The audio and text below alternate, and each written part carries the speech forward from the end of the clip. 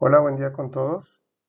Pues sean bienvenidos a una nueva sección sobre bioacústica que tengo la oportunidad en esta ocasión de compartir con ustedes.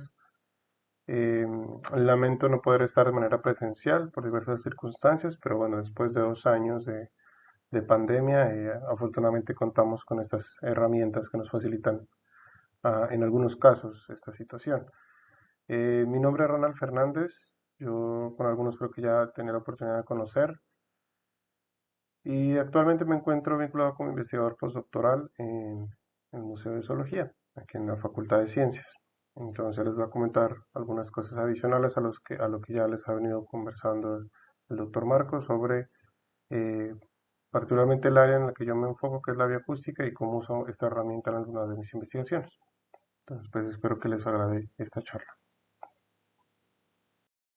Yo soy originalmente de una región al sur de Colombia, una ciudad que se conoce como Pasto, y la cual queda al pie de un volcán, eh, el cual de vez en cuando también nos pega algunos que otros sustos, porque es un volcán que se encuentra pues activo, como lo pueden ver en las imágenes.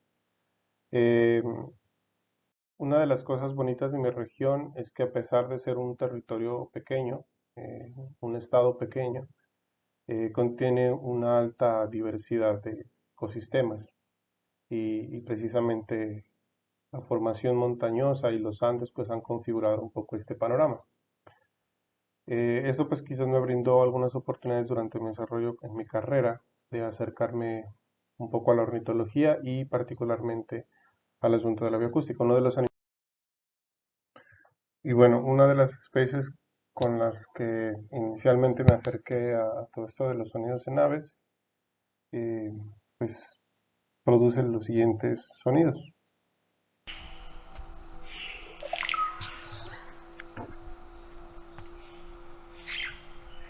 Esa es una especie que tuve la oportunidad de grabar en la región amazónica.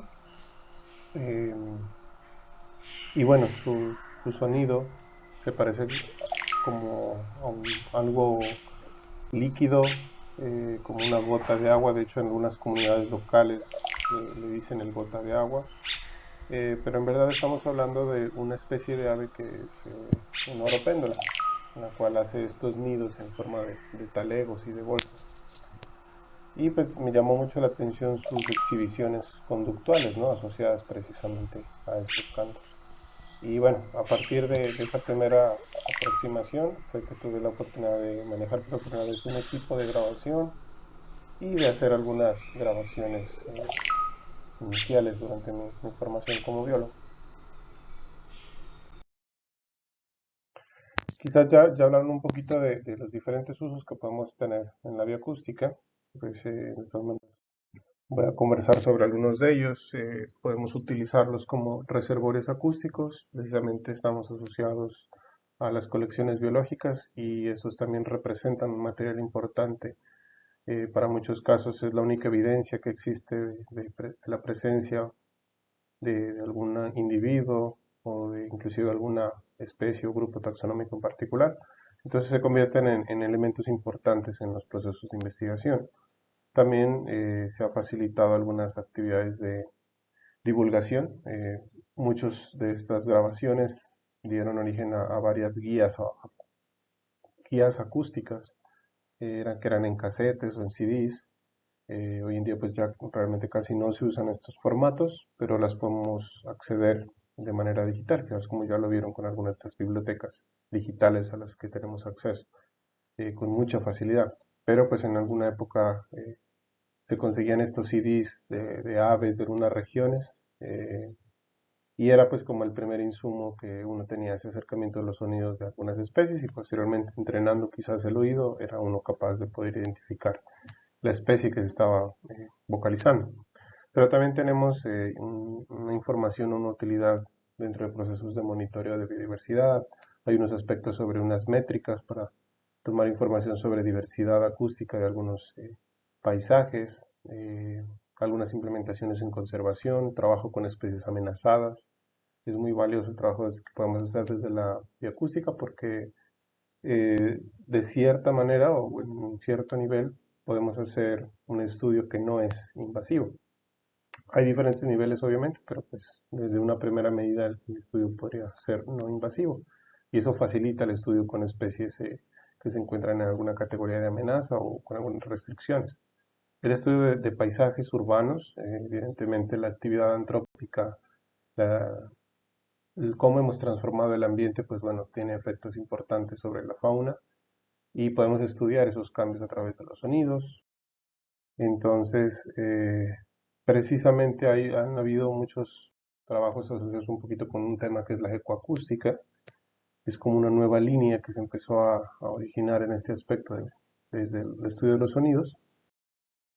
Y precisamente durante el encierro que tuvimos a partir de la pandemia, permitió usar el planeta como una especie de laboratorio para poder explorar estos cambios en aspectos conductuales de algunas especies, el cómo se comunicaban cuando nuestras ciudades de repente dejaron de ser tan ruidosas por algunos meses, porque nadie salía a las calles, porque no teníamos coches por fuera, entonces la rutina del día a día en las ciudades se apagó, se silenciaron las ciudades, pero eso hizo que muchas especies ocuparan esos espacios acústicos, o los recuperaran, mejor dicho, y pues se lograron hacer varios estudios que nos dan información respecto a esos comportamientos de las aves, por ejemplo, de cómo volvían a vocalizar, qué características acústicas cambiaron en esas especies, ¿no?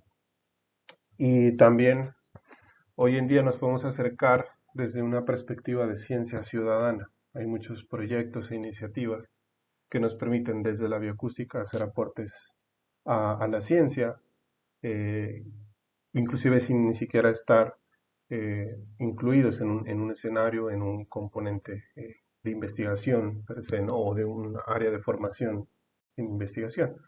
Entonces eso permite colectar muchísimos datos y poder analizarlos para diferentes enfoques.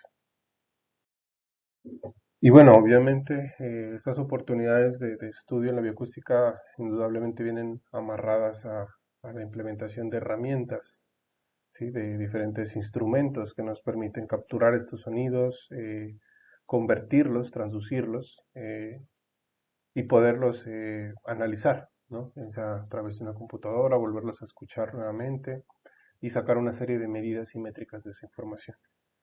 Entonces podrán ver quizás que hay varios instrumentos, quizás Marcos habló un poquito sobre esto, voy a abordarlo de manera generalizada, pero tal vez también conocen algunos investigadores que usan estos instrumentos, ¿no? Muchos de estos equipos que muestran esta diapositiva son instrumentos que se utilizan para grabaciones que podríamos llamar grabaciones focales, ¿sí? Es decir, donde el investigador va con el equipo y va detrás de un objetivo particular, detrás de una especie, por ejemplo, ¿no? Y capturar esos sonidos de esa especie. Pero pues, además también podemos encontrar nuevas metodologías de trabajo dentro de la bioacústica y ecoacústica, ¿no? Que precisamente mediante el uso de algunas unidades de grabación autónoma podemos hacer monitoreos acústicos pasivos.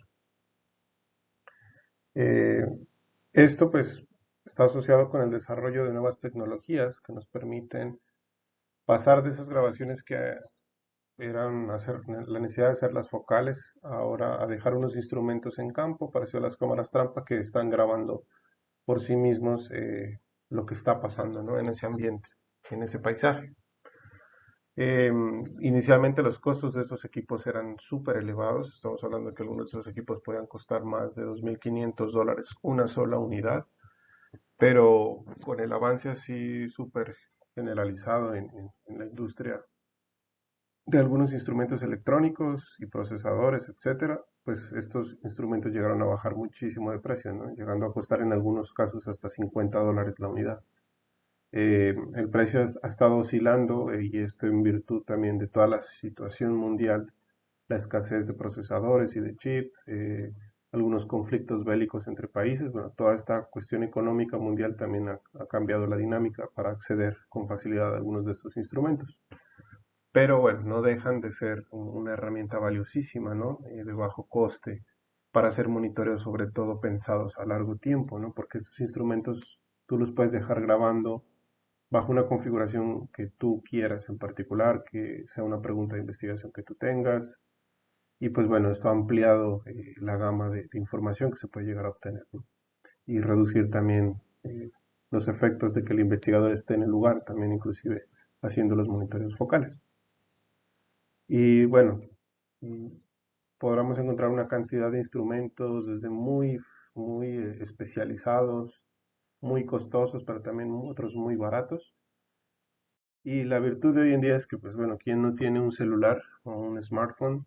Y la verdad, esto es tan fácil de acercarnos a este mundo de las grabaciones que podemos usar nuestros equipos celulares, descargar una aplicación, hay muchas recomendaciones por ahí, y ser nosotros mismos, ¿no? Esos naturalistas, estos grabadores, y podemos escalar estas actividades precisamente a ejercicios como los de la ciencia ciudadana.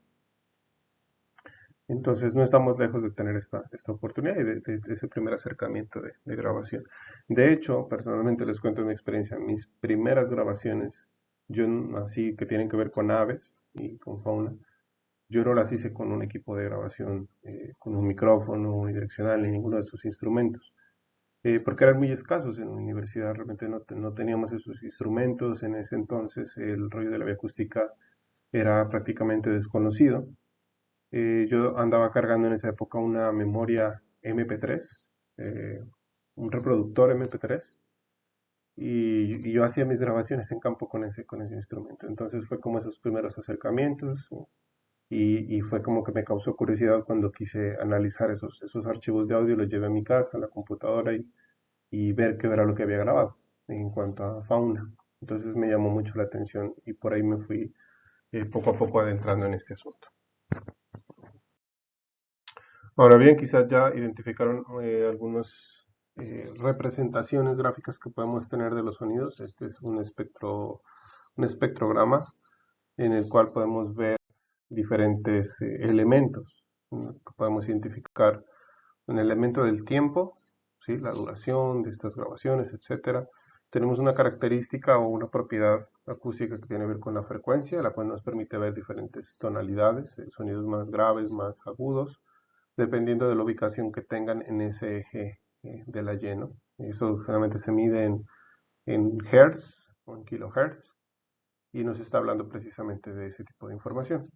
Pero adicionalmente, bueno, este tipo de representación en particular, a través de esas tonalidades de colores, que en este caso son como tonos de colores cálidos y colores fríos, nos dan otra información que tiene que ver con la energía que hay en esa imagen, ¿no? En esa señal. Por decirlo de una manera un poco más coloquial, ese nivel de volumen, ¿no? Con el que podríamos escuchar ese sonido. Pero realmente nos está hablando de esa energía y de esa intensidad de ese sonido. Y podemos identificar dentro de esa imagen, dentro de esa gráfica, elementos particulares que nos pueden ayudar a discernir, bueno, aquí hay algo, aquí hay un animal que estuvo sonando en ese momento, esto se trata del mismo animal, se trata del mismo individuo, o estamos quizás ante una comunidad que está sonando. Sí, puede ser un organismo vivo, puede ser quizás un instrumento que está sonando por allí, un coche que esté pasando. Entonces, esas categorizaciones que podríamos ir teniendo nos permiten identificar lo que tenemos a nuestro alrededor. Y de esto podemos sacar un montón de medidas y de métricas, ¿no? Eh, Como les contaba hace un momento, uno de los booms que ha tenido las últimas décadas tiene que ver con este aspecto de la ecoacústica, ¿no? O la ecología del paisaje. Eh, y básicamente es ese uso que se le ha dado al entendimiento de los sonidos, pero ya no tanto a un nivel de estudiar solamente el organismo en particular, sino un todo, ¿no? Todo el ambiente, todo el paisaje. Entonces es un poco un enfoque bastante ecológico. Y esta fue como una ciencia que de reciente creación, en uno de estos foros donde había muchos bioacústicos, y se terminó generando esta nueva rama de estudio, ¿no? Entonces tiene otros enfoques, otras dimensiones de análisis. Y bueno, aquí les traigo un ejemplo de estos sonidos que podemos encontrar en los análisis de paisaje. Para hacer mucho de esto del paisaje sonoro realmente se usan estos instrumentos autónomos de grabación por su practicidad, su programación. Entonces aquí tenemos dos escenarios, este es el primero.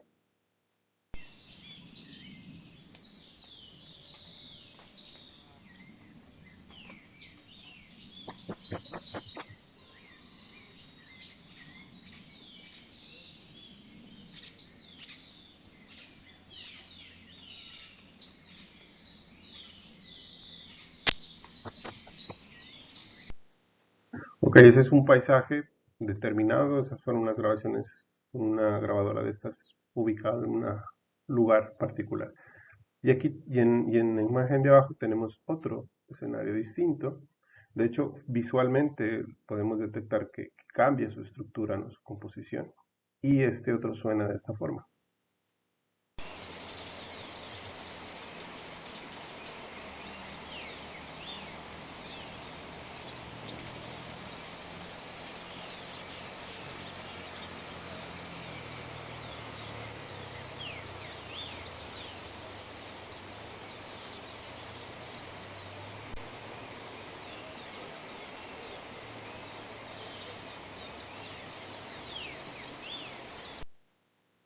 Estos escenarios fueron grabados en Colombia. Son unos escenarios de cultivos de café. Algunos de ellos es un cafetal con sombra en donde hay cultivos asociados mixtos, frutales, etcétera. Y tenemos otro escenario de cafetal que no está sembrado bajo la sombra. Y no tenemos esta riqueza de otros elementos vegetales, ¿no? Que estén rodeando el ambiente. Eso obviamente va a cambiar la configuración del escenario y a su vez también las especies que están interactuando con ese escenario. Y las vamos a poder detectar mediante esos instrumentos acústicos. Entonces, en algunos vamos a detectar que hay ranas o que hay ciertos insectos o que hay ciertas especies de aves, y lo mismo va a pasar en el otro, que perdemos quizás algunas de esas especies y pasan a reemplazar las otras, ¿no? Que son más quizás tolerables a ambientes transformados. Entonces podemos encontrarnos ese tipo de diferencias en estos escenarios, y estamos hablando de escenarios acústicos. Entonces, pues a partir un poco también de toda esta teoría de análisis matemático de la diversidad alfa, la diversidad beta, también se acopló un poco estas métricas para hacer estudios de paisaje acústico, ¿sí? Entonces tenemos como dos grandes categorías en cuanto a los índices que se han derivado de esto. Algunos que tienen, bueno, dos clases, ¿no? Uno que es el alfa, que estaríamos analizando información dentro de grupos, y otro que es el beta, que sería más que todo comparativo entre grupos. Básicamente las propiedades que estaríamos analizando o que se están estimando a partir de estos índices tienen que ver con aspectos del sonido relacionados con la amplitud, cosas matemáticas relacionadas con la igualdad, con la riqueza, con la heterogeneidad, ¿no? Que como les digo, todo esto deriva precisamente de los mismos análisis de diversidad biológica. Solo que aquí el enfoque es hacia una comunidad acústica, ¿sí? Hacia un paisaje que es sonoro, ¿no? Y bueno, hay más de 20 tipos de índices diferentes que se pueden llegar a sacar.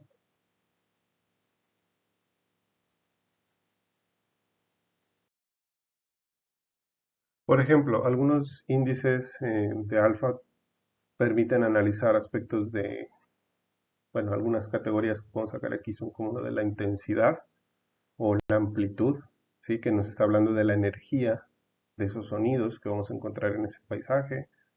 Tenemos otros índices que nos permiten evaluar la complejidad. Esto está en términos de el tiempo, la frecuencia, que era algo que hablamos hace un momento, ¿no? La misma amplitud, ¿no? La interacción de esas tres dimensiones eh, nos está hablando de la complejidad de los organismos que están usando esos espacios acústicos. Entonces podemos hacer análisis a partir de eso también.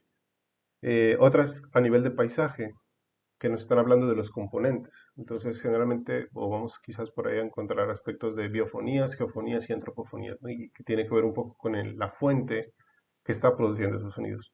Sonidos que se producen por organismos vivos, ¿sí? Que hacen parte de ese paisaje. sonidos que produce nuestro propio planeta, una tormenta eléctrica, la lluvia, el río, eh, y también otros que son producidos por nosotros, ¿no? Por nuestras actividades, por nuestra industria, por nuestras calles, por nuestras ciudades. Entonces podemos hacer un análisis un poco a nivel de paisaje a partir de esto. Por otro lado, lo que podemos analizar en términos de beta es esa comparación de grupos, como les dije hace un momento, y lo que estamos viendo es qué tanto se parecen, ¿no? Esos grupos. Esas comunidades que hemos estudiado y definido en términos de alfa, ahora las vamos a comparar, por ejemplo, lo que les decía, esta comparación, alfa lo podemos sacar por cada uno de esos dos escenarios, ¿no? De café que teníamos mixto, con cultivos mixtos, y ese café que era solamente café. Entonces en cada uno de esos podemos sacar estos valores de alfa. Ahora lo que podemos pasar es hacer la comparativa entre esos dos ecosistemas y comparar esas dos comunidades acústicas y ver qué tan cercanas están, qué tan diferentes son en términos acústicos. Otra, perdón, otra característica importante que nos facilitan este tipo de instrumentos y de monitoreos pasivos es que ya no tendríamos quizás ese desgaste de que el investigador tenga que estar allí todo el día grabando o que también, ¿no? La fatiga del mismo investigador de estar 100% atento a todo lo que está pasando durante un monitoreo. Entonces, al dejar un instrumento de grabación que podemos programar y le podemos decir cada cuánto queremos que grabe, si queremos que haga grabaciones largas, extensas o grabaciones cortas a lo largo del tiempo, ¿no? Van a haber trabajos que quizás graben 1 minuto cada hora, por ejemplo, durante 3 días, o pueden ser más intensas. Entonces, toda esta información va a depender, o sea, de cómo configuremos estos instrumentos, pues va a depender en gran medida de qué es lo que queremos saber, qué es lo que queremos estudiar, ¿no? Cuáles son esas preguntas y si es suficiente con esa configuración para responder esas preguntas que tenemos. Entonces, la configuración puede variar muchísimo, ¿no? Puede parecernos mucho, puede parecernos poco, pero la utilidad se la vamos a dar al final, ¿no? De acuerdo a nuestras preguntas de investigación. Pero entonces, precisamente con esto, esos monitoreos que nos permiten hacerlo a largo plazo, se ha podido detectar conductas y estudiar qué tanto es la actividad vocal de las aves, por ejemplo, ¿no? De una comunidad de aves. Se han podido estudiar con mayor detalle los coros del amanecer, por ejemplo, ¿no? Cómo durante esas primeras horas de la mañana las especies interactúan y hay unos protagonistas que son como esos cantantes iniciales y poco a poco a lo largo del día empiezan a moverse las especies que están vocalizando. Entonces, esto es como otra área que se conoce también un poco de la fenología de, del canto. Quizá la fenología ha sido más utilizada en otros escenarios como en la botánica, para hablar de plantas y todo este rollo, pero también podemos hablar de una fenología del canto y de esas transformaciones y patrones temporales a diferentes escalas, ¿no? Cómo cambian las vocalizaciones o la actividad vocal de una especie a lo largo del día, a lo largo de una semana, a lo largo de las temporadas del año, que están asociadas a cuestiones ambientales, ¿no? A lluvias, a humedad, a llegada de otras especies migratorias, por ejemplo. Entonces, es un montón de información que podemos extraer de acá.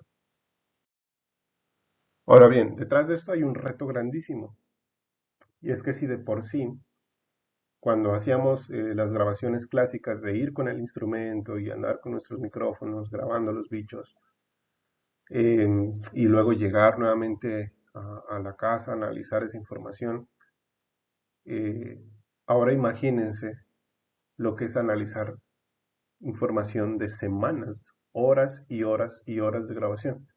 Entonces es un trabajo que no es realmente fácil, eh, pero pues bueno, también hay varias aproximaciones que podemos hacer, o sea, qué nivel de detalle queremos aprovechar de esa información, ¿no?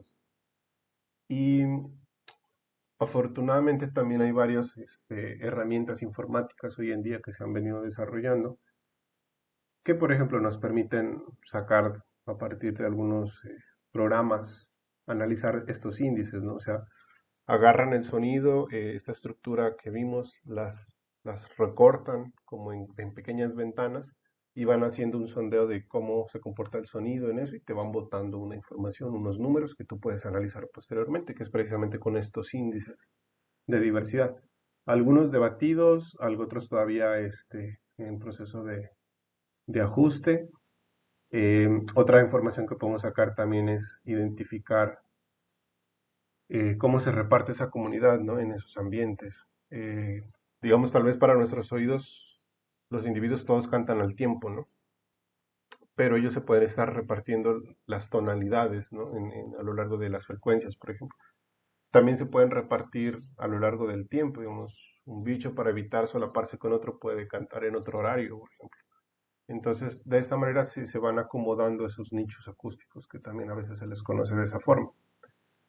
Y hay pues programas informáticos que te permiten analizar todo el archivo sonoro y hacer este tipo de aproximación, que varía un poco quizás a cuando hacemos análisis de grabaciones focales, en donde abrimos el archivo, encontramos la señal de nuestro interés, que puede ser un canto de un ave, y le tomamos una serie de medidas, ¿no? De cuánto dura, cuánta es la frecuencia.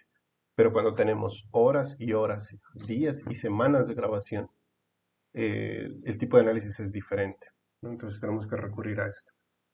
También se ha utilizado muchos aspectos de inteligencia artificial, por ejemplo, para poder optimizar esas identificaciones, eh, usando plantillas, por ejemplo, ¿no? Entonces, algo muy parecido a lo que quizás algunos han manejado esta aplicación para reconocer canciones, en donde pones levemente a grabar un momento tu celular y te dice qué canción es.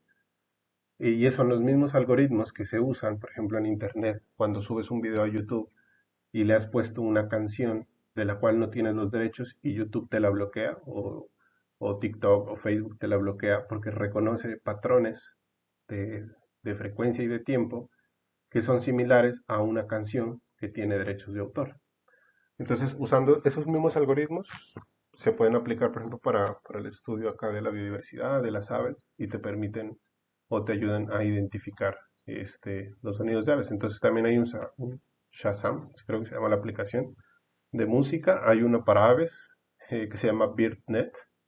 Entonces, no sé si lo alcanzaron a ver hace un rato, pero pueden buscarlo en el Google, en la App Store. Se llama BirdNet. Y pueden ustedes ir a campo, si no saben, escuchan un ave por ahí vocalizando, nada más graban un ratico y les da una serie de opciones potenciales de qué especie se trata. Entonces eso ayuda en la identificación bastante, pues para apoyarse en esos aspectos.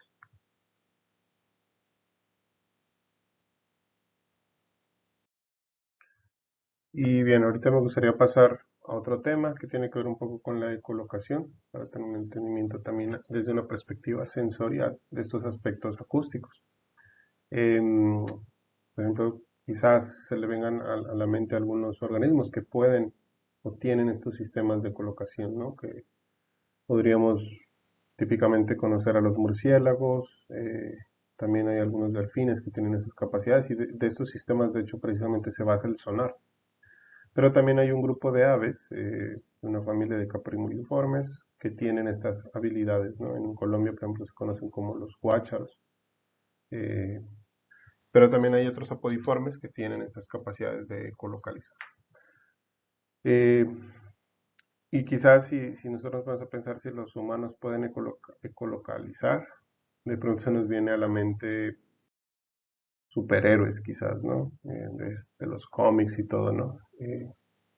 Y quizás quien ha visto estas series, películas, etcétera, pues más o menos tiene una perspectiva de cómo desarrollan otras habilidades, ¿no? Una persona que tiene un problema, un trastorno en la visión, pero desarrolla acústicamente otros elementos. Y pues la verdad eso no es tan alejado de la realidad. Podemos encontrar algunos tipos de colocación, hay una colocación activa, que es básicamente la que podemos encontrar en las estrategias de depredación de algunas especies, por ejemplo como murciélagos para capturar algunos insectos, polillas, y lo mismo también con algunos delfines para poder detectar presas. Pero hay otro tipo de colocación que se conoce en algunos casos como colocación pasiva, en donde es como esa identificación del entorno. ¿sí? De lo que podemos identificar a nuestro alrededor, las fuentes, las direcciones de esos sonidos. En estos casos, por ejemplo, hay personas que logran una muy buena habilidad de desarrollo de estos aspectos. Entonces podemos tener una señal acústica, por ejemplo, eh, que tiene su centro de origen y está emitiendo, pues se está transmitiendo, ¿no?, en el ambiente a través de estas ondas sonoras. Pero el hecho de que existan objetos alrededor de donde se está transmitiendo ese sonido, pues va a generar cambios. Si un objeto interfiere allí, se van a generar algo que se conoce como unas sombras de sonido. Y pues las personas son capaces de detectar esas sombras. Entonces seguramente si ustedes tratan de cerrar un momento sus ojos y identificarse acústicamente en el escenario donde están, podrán direccionar la voz de algún compañero, de alguna compañera, el movimiento de algún objeto que esté emitiendo esos sonidos, por ejemplo, o si hay una barrera que está temporalmente interfiriendo esa direccionalidad, ¿no? Entonces podemos detectar eso. Adicionalmente, de hecho, la ecolocación activa también es posible y hay muchas personas que logran desarrollar estas habilidades, ¿no? Haciendo algunos sonidos, entrenando la musculatura de su boca, de su lengua, logrando hacer clics, que se conocen como clics, que son de muy alta frecuencia, los cuales rebotan en los objetos, rebotan en las paredes, rebotan en las estructuras, y las personas logran entrenar sus cerebros para tener esta capacidad sensorial y poder identificar esas variaciones. ¿A dónde voy con esto? Pues a la larga todo lo termina interpretando nuestro cerebro. Entonces se hizo un ejercicio de las personas que tienen esta experticia, ¿no?, en ecolocación, que son expertos haciendo este tipo de actividades, versus algunos participantes control, y se les estudió el cerebro en cuanto a su actividad neuronal en ese momento. Nosotros tenemos sectorizado nuestro cerebro, hay zonas que se encargan de analizar algún tipo de información particular, hay mucha interconexión entre estas zonas, pero digamos de manera general, porque tenemos unas áreas que se consideran áreas auditivas, que están ubicadas hacia nuestros costados, ¿no?, en los hemisferios, a nivel temporal. Y por ejemplo, la que determina la visión, o bueno, donde se analiza, mejor dicho, parte de la información visual que obtenemos, se encuentra en la región occipital, en la parte de atrás, en la cabeza. Pues a estas personas que tenían la capacidad de ecolocalizar, resulta que se le encendían precisamente las áreas de la visión, pero estamos hablando de cuestiones de percepción de sonidos, ¿sí? Y sus áreas de percepción de sonidos no se encendían. Entonces son personas que literalmente ven los sonidos, ¿no? Y esos los sistemas de colocación que tienen algunas aves, que tienen otros organismos biológicos. Entonces ya no se nos hace tan loco tratar de trasladar estas historietas y estos superhéroes como a estos escenarios de la realidad, ¿no? Y esas capacidades son los verdaderos pues superhéroes que tendríamos en nuestra sociedad, ¿no? Estas personas que tienen esas capacidades. Estas capacidades de orientación dependen de mínimos cambios en la llegada de esa información acústica a nuestros oídos, ¿sí? Unas diferencias tan pequeñas en tiempo permiten identificar de dónde está proveniendo ese sonido, y es lo que usan realmente los organismos para poder ubicarse en un espacio, ¿no? Les dejo aquí eh, unas direcciones en YouTube para unos audios de ejemplo. O bueno, de hecho igual pueden también hacer la búsqueda, quizás algunos conocen, algo que se conocen como audios en 8D. Entonces está en algún ratico que tengan por ahí libre, péguense una buscadita y traten de escuchar esos audios poniéndose unos audífonos, unas diademas.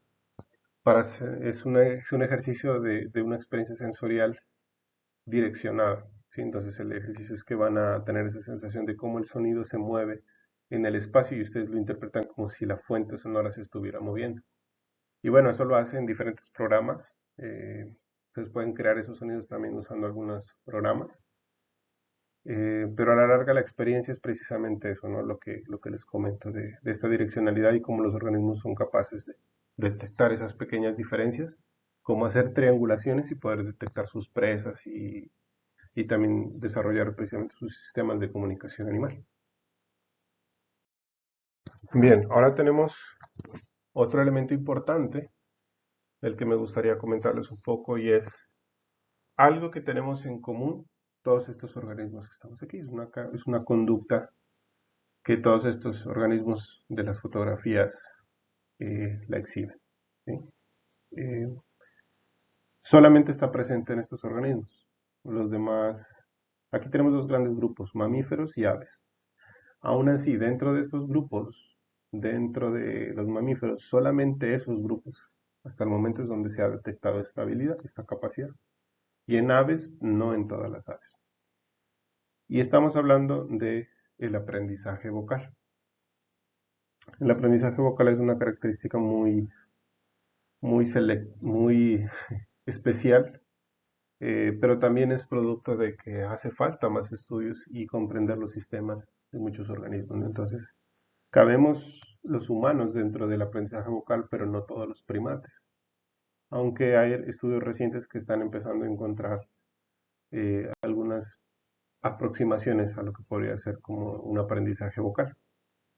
Dentro de las aves, es precisamente lo que estamos estudiando, esta característica solo está presente en muy pocos grupos. Entonces, hay todo uno de los grupos más grandes son los paseriformes y dentro de este, pues, los que se conocen como ocines. El suborden Passeri es el que exhibe esta característica de aprendizaje vocal. Tenemos a todos los citácidos, los loros, toda esta familia y a colibríes. Solamente son estos los grupos en donde se ha detectado aprendizaje vocal. Sin embargo, hay un par de estudios también por allí que han encontrado posibles evidencias de cambios en la conformación de los repertorios a lo largo del tiempo entre generaciones, que nos podrían estar hablando de procesos de aprendizaje social, ¿no? De aprendizaje vocal. Y esto en grupos en donde, pues, de regla ya se había considerado que no tienen esas capacidades de aprendizaje. Entre estas las cotingas, algunos organismos que hay en Centroamérica y Sudamérica. Y por ahí recientemente también hay unos trabajos que han hecho con patos. Entonces, digamos que tela para cortar en este asunto, pues hay bastante. Eh, Se extienden como las invitaciones y los escenarios a estudiar estos fenómenos de aprendizaje vocal, de aprendizaje cultural, que pueden ser bastante llamativos. Ahora, ¿qué hay detrás de todo esto? Pues detrás de todo esto está que precisamente el órgano que juega un papel importante es el cerebro. Esta es una representación artística, ¿no? De una estructura del cerebro en humanos, en donde vemos los cuerpos de las neuronas ubicados en lo que es el neocórtex, y todas estas fibras que vemos aquí son los axones de estas neuronas. Entonces tenemos este arreglo celular de tejidos dentro de nuestro cerebro. De cierta manera, un poco esto dio una visión clásica de que en el cerebro las partes más internas estaban involucradas con respuestas más instintivas y que estas capas de complejidad estructural y del neocórtex tenían que ver con comportamientos más complejos, ¿no? Asociados, por ejemplo, a cuestiones cognitivas. Y pues siempre se nos puso a los seres humanos por encima de otros organismos, ¿no? Entonces, por ejemplo, al comparar un cerebro de un ave, pues de un paseriforme, se consideraba que pues casi todo su cerebro correspondía a respuestas instintivas y era muy poco lo que ellos tenían de área que se encarga de aspectos conductuales complejos y de cognición. Obviamente en los últimos años pues esta situación se ha debatido completamente. En la imagen que les mostraba hace un momento de todo el arreglo, bueno, y en esta imagen en sí que se ve verde, todos los cuerpos celulares de las neuronas, y que en este caso solamente estaríamos hablando desde unas zonas particulares en el cerebro de las aves, pero si vemos algunas distinciones particulares que hay a nivel histológico, vemos que realmente el agrupamiento de cuerpos celulares abarcan gran parte del cerebro de las aves. Esto es en un pinzón cebra, uno de los organismos más ampliamente utilizados en estudios neurobiológicos. Este tipo de cosas cambió la visión que se tenía del cerebro, ¿no? Entonces vemos que realmente las áreas que se tienen relacionadas con algunos comportamientos muy particulares y complejos realmente ocupan gran área del cerebro de las aves. Y se ha cambiado un poco también la dinámica de referirse a estas áreas y la categorización que se les ha dado a estas estructuras, porque obviamente pues tienen muchas funciones y todas ellas son igualmente de importantes y relevantes en procesos como por ejemplo la comunicación vocal y el aprendizaje vocal para algunos grupos. Si comparamos estas áreas que tienen que ver con el procesamiento de esta información, cosas o áreas que tienen que ver, perdón, áreas que tienen que ver con cómo recibimos los sonidos, cómo interpretamos esos sonidos, si son de algún conocido, si podemos entender lo que nos dicen, que aquí, por ejemplo, en el cerebro humano, lo que les decía, ¿no? Es una área que se encuentra ubicada de manera lateral. Entonces, ahí es donde se encuentran las áreas auditivas, donde se procesa esa información auditiva y que aquí está marcada como de un color azul. Y en las aves paseriformes y de aprendizaje vocal también existen estas áreas, ¿no? Solo que, de hecho, si nos damos cuenta, las áreas son homólogas, tanto en un cerebro de ave como en un cerebro humano. Y en este caso también, por ejemplo, las de color rojo son aquellas que tienen que ver con la producción vocal, es decir, aquellas que estimulan el movimiento de músculos, controlan los procesos respiratorios y que se disparan también esas neuronas para fomentar la vocalización o iniciarla. Eh, Otras áreas que tienen también, por ejemplo, papeles importantes en ese juego de repetir, ¿no? De algo muy similar a lo que ocurre en los seres humanos durante las primeras etapas de vida cuando estamos aprendiendo a hablar, es tener esa repetición, ese ejercicio repetitivo o los balbuceos. En aves también existe algo muy parecido a eso. Entonces, si nos damos cuenta en estos dos cerebros, las áreas existen de manera homóloga en estos dos grupos, pero están ubicadas de manera diferente, simplemente es eso. ¿Sí? La ubicación, la localización en el cerebro es distinta, pero pues cumplen como papeles muy similares. Entonces, esto ha abierto eh, como la dimensión de estudio a que las aves tienen un proceso de desarrollo vocal muy parecido al que tenemos nosotros los humanos y funcionan muy, muy chévere como modelos también de algunos problemas en el desarrollo del lenguaje. Ahora, precisamente amarrado a esto, pues viene todo el proceso de ontogenia del canto para algunas especies. Entonces, donde se da ese proceso después de la eclosión de aprendizaje a partir de un tutor, de grabar esa vocalización y empezar a hacer repeticiones, tratando de acoplarse un poco a esa grabación, a esa memoria acústica que se tiene, esa plantilla, poco a poco irla perfeccionando hasta finalmente tratar de perfeccionarla, de pulirla y hacer uso de esa bajo una funcionalidad particular, pues en este caso el ejemplo es como uso reproductivo, para finalmente pues obtener esa respuesta de selección, ¿no? Sexual. Eh, por ejemplo, para algunos grupos en particular se conocen que son grupos de aprendizaje cerrado. ¿Qué quiere decir esto? Que tenemos esa etapa sensorial en donde se escucha el sonido del canto del tutor, eso ocurre en algunos gorriones, por ejemplo. Luego de esa etapa sensorial de escucha, hay una etapa sensorimotora, en donde hay un ejercicio de tratar de remedar, ¿no? De repetir esas vocalizaciones.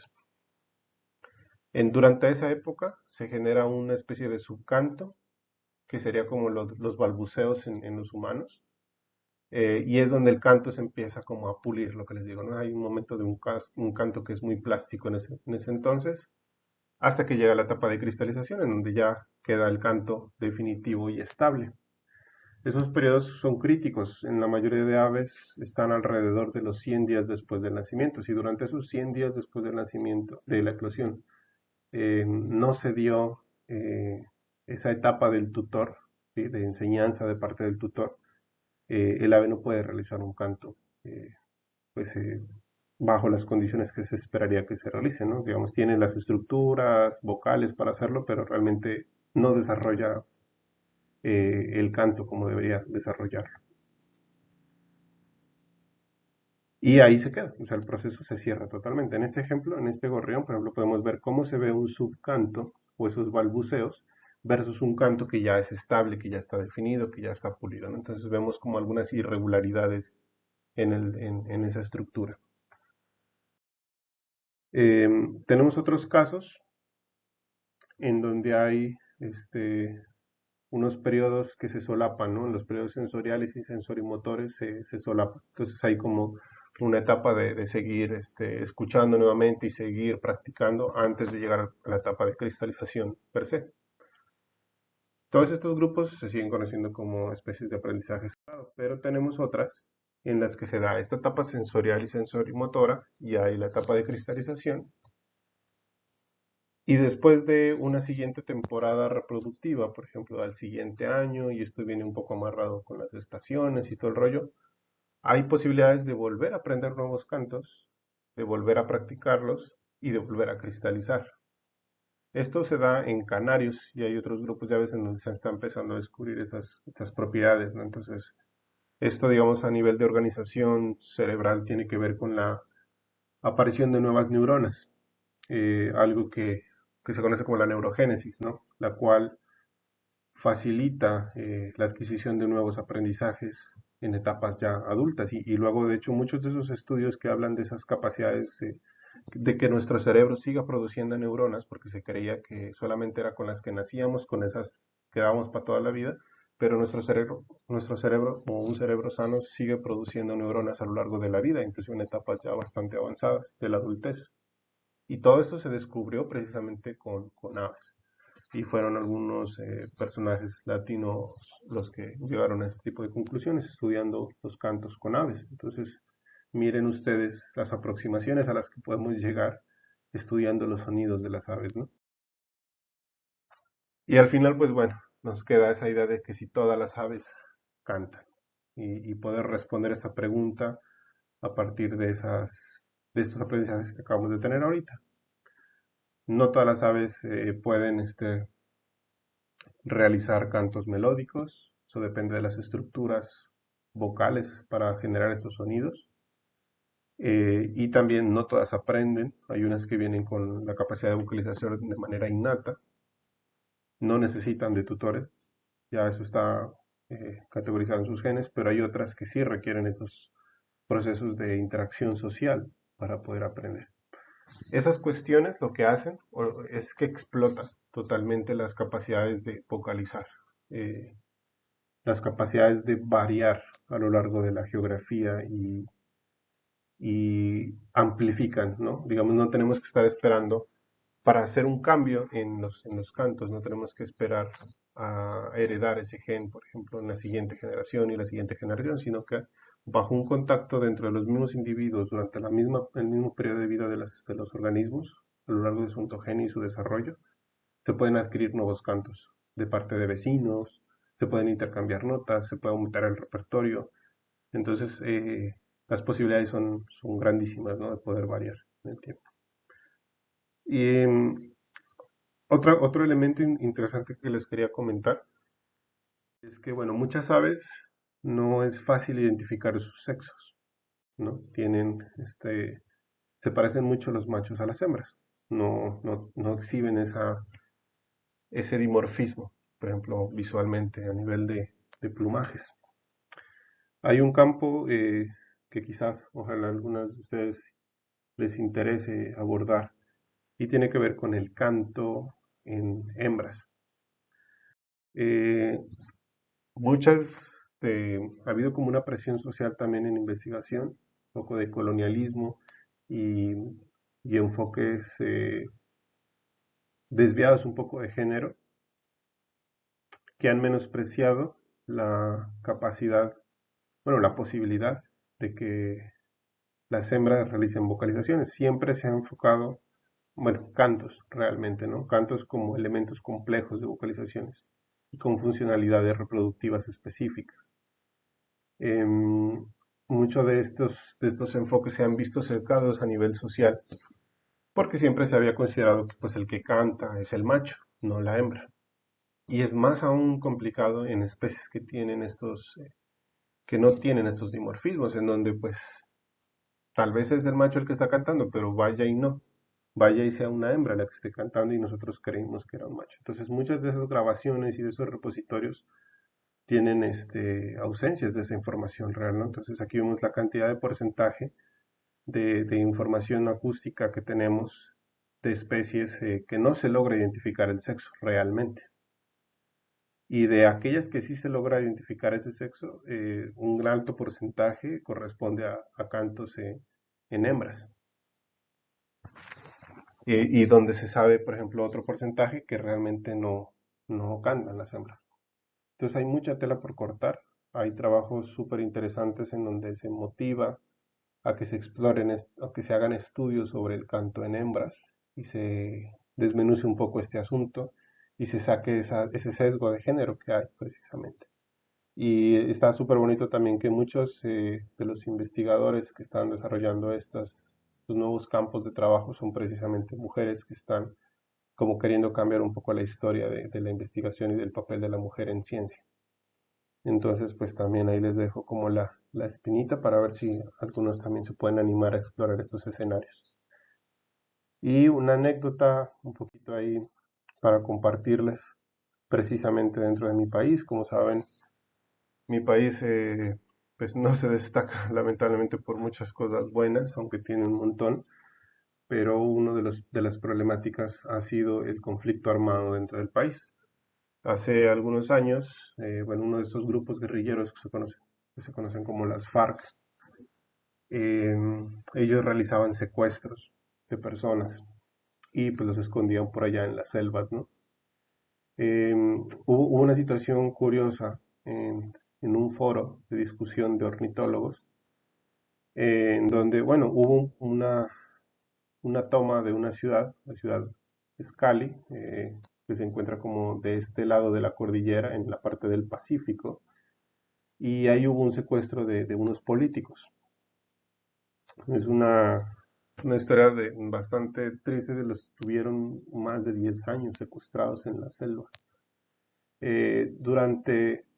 Durante pues, estos periodos, ellos mandaban pruebas de supervivencia, ¿no? En donde pues ponían un telón de camuflado, los letreros, y ponían a hablar pues a la persona secuestrada y tapaban el escenario pues para que no se vea de dónde era que estaban haciendo la grabación, ¿no? Y a veces pues nada más ponían el periódico del día pues para que sepan que seguía viva la persona recientemente.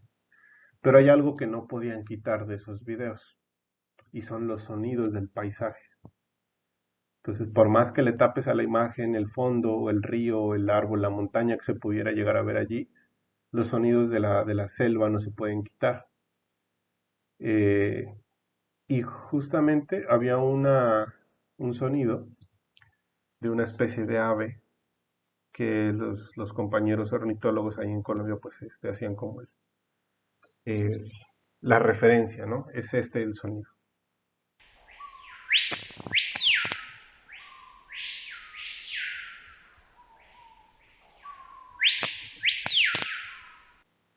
Es el Screaming Pija, Lipavus vociferans, que lo usan mucho para ambientar películas en la selva, por ejemplo. Eh, y este bicho solamente se distribuye en la zona amazónica, ¿sí? Del otro lado de la cordillera. Entonces, las discusiones que hacían, pues este grupo de ornitólogos en el foro era precisamente que si ellos los habían secuestrado aquí, al momento en el que habían enviado estas pruebas de supervivencia, ya los habían pasado por tres de las cordilleras y los habían mandado ya al lado del Amazonas. Entonces los secuestrados ya se encontraban totalmente en otras zonas, ¿sí? En estas zonas amazónicas de acá, de Piedemonte Amazónico y todo eso. Y sí, efectivamente, pues ya después, cuando hubo los procesos de liberación y todo este rollo, pues fue evidentemente la zona en donde los tenían secuestrados. No sé hasta qué punto llegó a escalar esta información. No sé si, digamos así como tenemos quizás una entomología forense, donde se estudian muchas cosas de la biología a partir de los insectos para resolver algunas situaciones legales.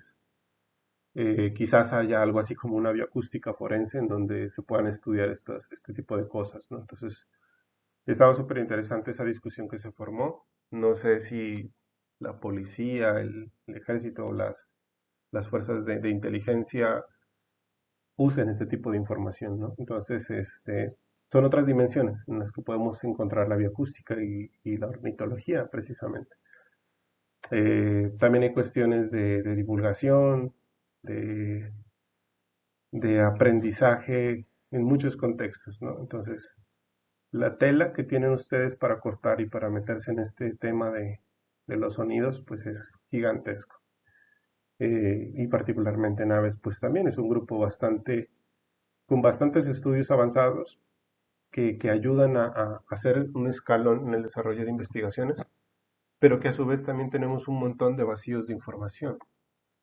Y si bien quizás hablaron ahora con Marcos un poco del papel de la bioacústica en aspectos taxonómicos y de sistemática, ¿no? Y de cómo esas variaciones o nos facilitan identificar que estamos hablando de tal especie o dentro de un complejo y que quizás hay la necesidad de separarlas porque ya son cosas distintas, porque ya no se entienden entre ellas, eh, pero no es la única dimensión que podríamos llegar a alcanzar dentro de la bioacústica. Entonces, hay muchos temas, muchos enfoques. Entonces, es un tema grandísimo que no van a tener para aburrirse en este mundo. Y cada uno, pues, hasta puede ir ocupando precisamente un nicho en el estudio de la acústica, particularmente.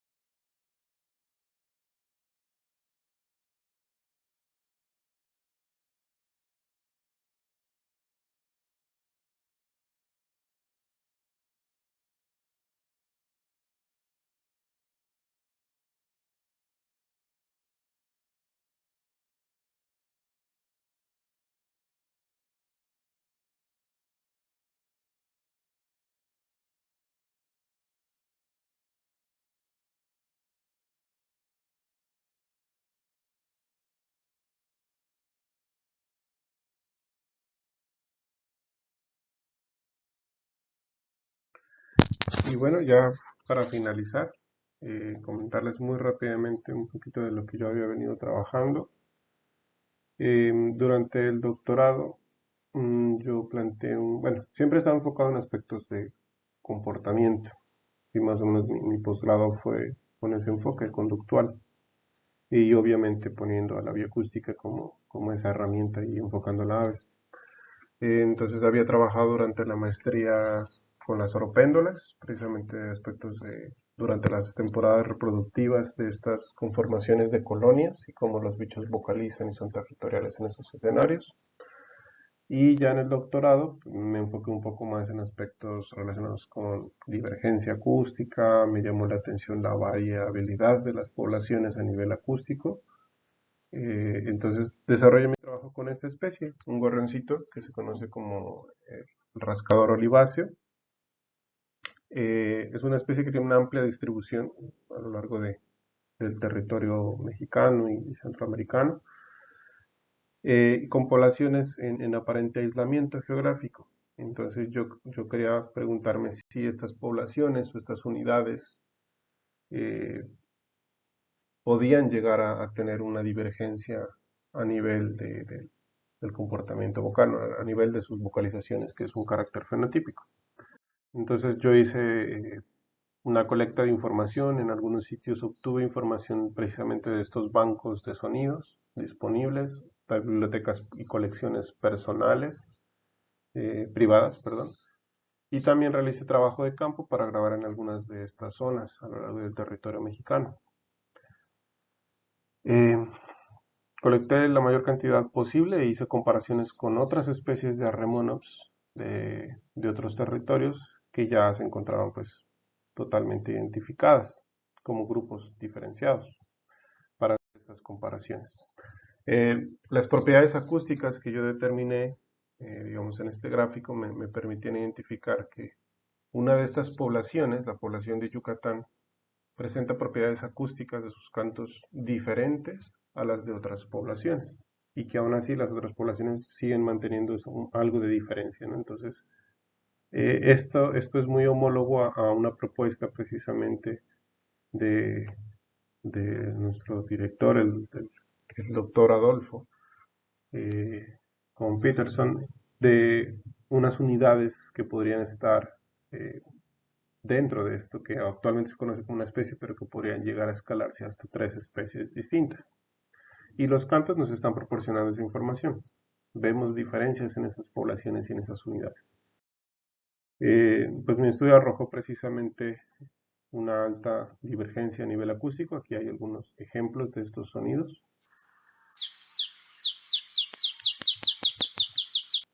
Eso es como suena ese gorrión en el Golfo, en la zona de Veracruz.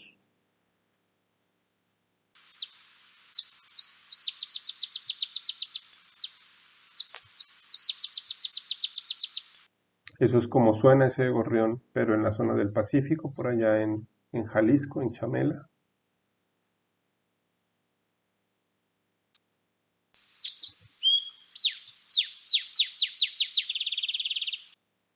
Y ese es como suena y se ve el sonido de un gorrión en la península de Yucatán.